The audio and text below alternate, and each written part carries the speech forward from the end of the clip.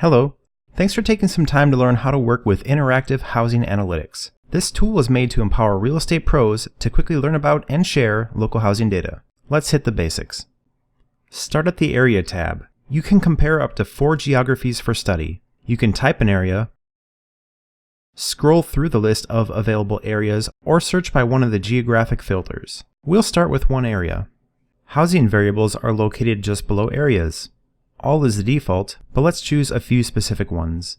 Note how the chart below the variables adjusts with each choice. You can select one of the options or combine multiple options into a single category.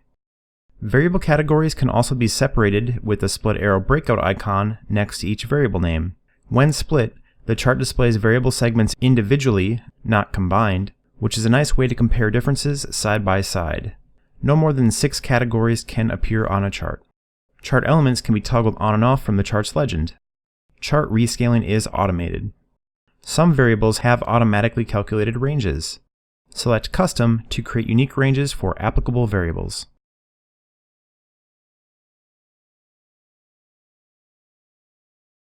Areas and variables work with metrics. Only one metric can be selected at a time. Some metrics allow you to toggle between median and average values. For descriptions of each metric, please see the tool's user manual. Let's look closer at the chart. Data labels are visible when points in the chart are selected.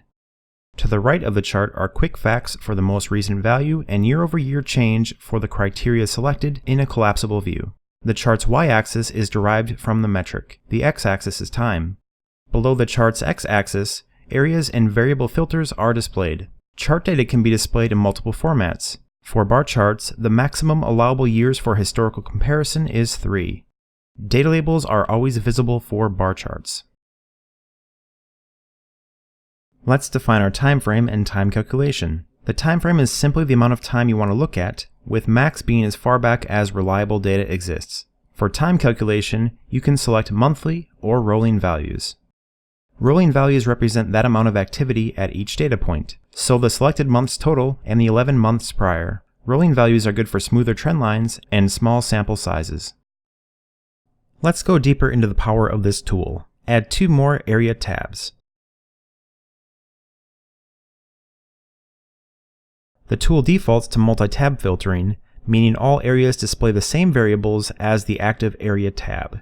If you choose a unique set of variables for one area, the chart will apply that variable to all 3 areas. If you choose a different area tab, you can select an entirely different set of variables, but whatever you choose will still apply to all 3 areas. Go back to the first area and note how our original choices were maintained. Now let's unselect the multi-tab filtering icon to analyze areas using different variables for each. Look at how each tab is described differently below the x-axis.